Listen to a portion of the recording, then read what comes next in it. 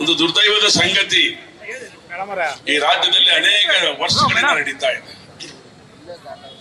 ನಾನು ಯಾವಾಗ್ಲೂ ಹೇಳ್ತಾ ಇರ್ತೇನೆ, ಕಾಂಗ್ರೆಸ್ ಯಾವ್ಯಾವತ್ತು ಅಧಿಕಾರಕ್ಕೆ ಬರುತ್ತೋ ಆ ಎಲ್ಲ ಸಂದರ್ಭದಲ್ಲೂ ಭಾರತೀಯ ಜನತಾ ಪಾರ್ಟಿ, ಹಿಂದೂ ಸಮಾಜ ರಸ್ತೆಯಲ್ಲಿದ್ದು ಹೋರಾಟ ಮಾಡುವಂತ ಸ್ಥಿತಿ ನಿರ್ಮಾಣ ಆಗತ್ತೆ ಅಂತ ಮಾತನ್ನು ಹೇಳ್ತಾ ಇರ್ತೇನೆ.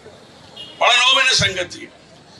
ಪ್ರಜಾಪ್ರಭುತ್ವ ವ್ಯವಸ್ಥೆ ಒಳಗಡೆ ಈ ರೀತಿಯ ಒಂದು ಆಡಳಿತ ಕೊಡುವಂಥದ್ದು ಸಂವಿಧಾನ ಶಿಲ್ಪಿ ಅಂಬೇಡ್ಕರ್ಗೆ ಮಾಡಿದಂತ ಅಪಮಾನ ಇದು, ಸಂವಿಧಾನಕ್ಕೆ ಮಾಡಿದಂತ ಅಪಚಾರ ಇದು.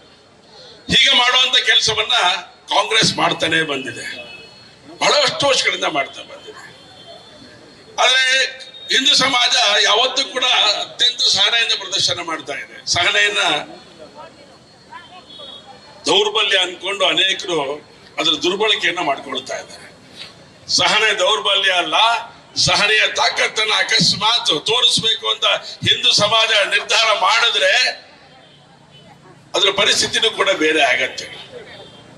ಆದ್ರೆ ನಾವು ಹೇಳ್ತೇವೆ ಕಾನೂನು ಕೈ ತಗೊಳ್ಬಾರದು, ಪ್ರಜಾಪ್ರಭುತ್ವದ ವಿರೋಧಿ ಆಗತ್ತೆ, ಕಾನೂನಿನ ವಿರೋಧ ಆಗತ್ತೆ ಅಂತ ಹೇಳಿ. ಆದ್ರೆ ನೀವು ತೀರ್ಮಾನ ಮಾಡಿಬಿಟ್ಟಿದ್ದೀರಾ, ನಮ್ಮ ಕಾನೂನನ್ನು ನಾವು ಸರಿಯಾದಂತ ರೀತಿಯೊಳಗೆ ಸದ್ಬಳಕೆ ಮಾಡ್ಕೊಳಕ್ ಆಗ್ತಾ ಇಲ್ಲ, ಹಾಗಾಗಿ ಯಾರಿಗೆ ಕಾನೂನು ಸದ್ಬಳಕೆ ಮಾಡ್ಕೊಳಕ್ಕೆ ತಾಕತ್ತಿದೆ ತಾವು ಮಾಡ್ಕೊಳ್ಳಿ ಅಂತೇಳಿ ರಾಜ್ಯ ಸರ್ಕಾರನೇ ಅಧಿಕಾರ ಕೊಟ್ಟ ಮೇಲೆ ನಾವು ಸುಮ್ಮನೆ ಇರ್ಲಿಕ್ಕೂ ಆಗದಿರೋಂಥ ಸ್ಥಿತಿ ನಿರ್ಮಾಣ ಆಗ್ತಾ ಇದೆ. ಇದಕ್ಕೆ ಅವಕಾಶ ಕೊಡಬೇಡಿ. ಕಾಂಗ್ರೆಸ್ಸಿನ ಸ್ನೇಹಿತರು ಅನೇಕ ಸಂದರ್ಭದಲ್ಲಿ ಅನೇಕ ತರದ ಮಾತುಗಳನ್ನ ಹೇಳ್ತಾ ಇರ್ತೇವೆ. ನಾವು ವಿಧಾನಸಭೆಯಲ್ಲಿ ಚರ್ಚೆ ಮಾಡುವಂತ ಸಂದರ್ಭದಲ್ಲಿ ಕೂಡ ಉಲ್ಲೇಖಗಳನ್ನ ಮಾಡಿದ್ದೇವೆ. ಹಿಂದೂಗಳ ಸಹನೆ ದೌರ್ಬಲ್ಯ ಅಲ್ಲ. ಗ್ಯಾರಂಟಿಗಳ ಬಗ್ಗೆ ಚರ್ಚೆ ನಡೀತಾ ಇದೆ ದೇಶದಲ್ಲಿ.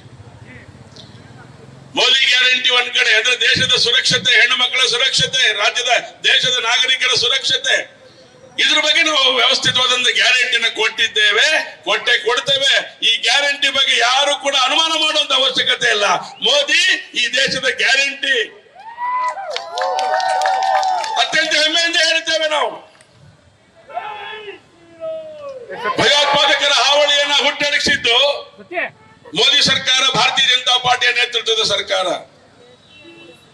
ಯಾರ್ಯಾರು ಹಂತಕರಿದ್ದಾರೆ ಅವರನ್ನೆಲ್ಲ ಬಲಿ ಹಾಕಿದ್ದು ಈ ಎನ್ಐಎ ಮೂಲಕ, ಎನ್ಐಎ ತಂಡಗಳ ಮೂಲಕ. ಎಲ್ಲೆಲ್ಲಿ ಅವರ ಬಿಲ್ಲಗಳು ಎಲ್ಲೆಲ್ಲಿದೆ ಎಲ್ಲದನ್ನು ಬಿಲ್ಲಗಳನ್ನ ಒದ್ದಾಡಿಸಿ ಹೊಡೆದಾಕಿ ಅವರೆಲ್ಲರ ಮೇಲಕ್ಕೆ ಹೆಕ್ಕಿ ತಂದು ಅವರನ್ನ ಜೈಲಿಗೆ ಅಟ್ಟಿರುವಂತದ್ದು ನರೇಂದ್ರ ಮೋದಿ ಅವರ ಎನ್ಐಎ ತಂಡ.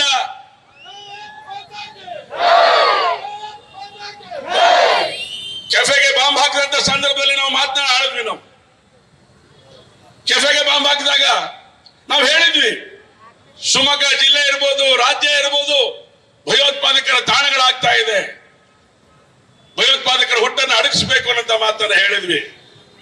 ಡಿ.ಕೆ. ಶಿವಕುಮಾರ್ ಹೇಳ್ತಾರೆ ಅಲ್ಲಿ ವ್ಯಾಪಾರಸ್ಥಕ್ಕೆ ಸಂಬಂಧಪಟ್ಟಂತ ಸಂಗತಿ, ಅದಕ್ಕೋಸ್ಕರ ಬಾಂಬ್ ಹಾಕಿದ್ದಾರೆ ಅಂತೇಳಿ. ಮಾನ ಮರ್ಯಾದೆ ಇದೆಯೇನ್ರಿ ಇವರಿಗೆ?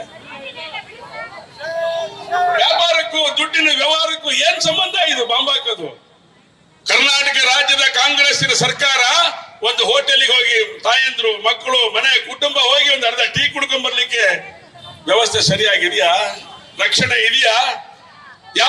ಹೊರಗಡೆ ಹೋದ ಮನೆಗೆ ಯಾವಾಗ ಬರ್ತಾನೆ ಅಂತೇಳಿ ತಂದೆ ತಾಯಂದ್ರು ಕಾಯುವಂತ ಸ್ಥಿತಿ ಈ ನಿರ್ಮಾಣ ಮಾಡಿದಲ್ಲ ಕಾಂಗ್ರೆಸ್. ನಿಮ್ಮ ಆಡಳಿತ ಬೇಕಾ ಈ ರಾಜ್ಯಕ್ಕೆ, ಈ ದೇಶಕ್ಕೆ? ಮೋದಿ ಗ್ಯಾರಂಟಿ ಬಗ್ಗೆ ನಾವು ಹೇಳಿದ್ದೇವೆ. ನೀವು ಗ್ಯಾರಂಟಿ ಬಗ್ಗೆ ನೀವು ಚರ್ಚೆ ಮಾಡ್ತೀರಿ ಕಾಂಗ್ರೆಸ್ನವರು. ಅಲ್ಲಿ ನೀವು ಕೊಡುವಂತ ಫ್ರೀ ಅಕ್ಕಿ ನಾವು ಕೊಡುವಂತದ್ದು ನೀವು ಕೊಡ್ತೀನಿ ಅಂತ ಹೇಳ್ತಾ ಇದ್ದೀರಿ.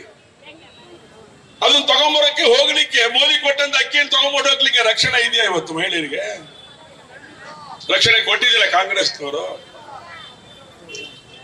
ಯೋಜನೆಗಳನ್ನ ಜಾರಿಗೆ ತಂದಿದ್ರು ಕೂಡ ಅದನ್ನ ತಗೊಂಡ್ಬರ್ಲಿಕ್ಕೆ ಹೋಗ್ಲಿಕ್ಕೆ ಸುರಕ್ಷತೆನ ಇಲ್ದೇ ಹೋದ್ರೆ ಯಾವ ಯೋಜನೆ ಕಟ್ಕೊಂಡು ಏನು ಉಪಯೋಗ ನಮಗೆ? ಗ್ಯಾರಂಟಿ ಕೊಡ್ತೀರಾ? ನೀವು ಕೊಟ್ಟಿದ್ದೀರಾ? ಚುನಾವಣೆ ಅಧಿಕಾರಕ್ಕೆ ಕೇಳುವಾಗಲೇ ಚುನಾವಣೆ ನಡೀತಾ ಇದೆ, ಅಧಿಕಾರ ಕೊಡಿ ಅಂತ ಕೇಳ್ತಾ ಇದ್ದೀರಿ. ಚುನಾವಣೆ ನಡೀತಾ ಇದೆ 7ನೇ ತಾರೀಕು, ಅಧಿಕಾರ ಕೊಡಿ ಅಂತ ಕೇಳ್ತಾ ಇದ್ದೀರಿ.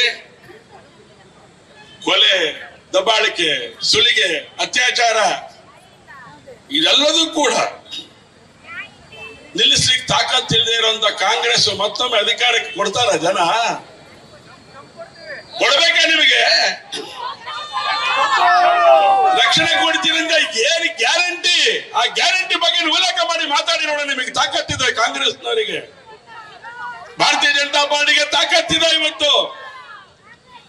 ಆ ರೀತಿಯ ಸುರಕ್ಷತೆ ಕೊಟ್ಟಿರೋದು ಇಡೀ ದೇಶದಲ್ಲಿ. ಒಂದ್ ಮಾತನ್ನ ಹೇಳಿದ್ರು, ಏನು ಜಮ್ಮು ಕಾಶ್ಮೀರ ಭಾರತದ ಅವಿಭಾಜ್ಯ ಅಂಗ.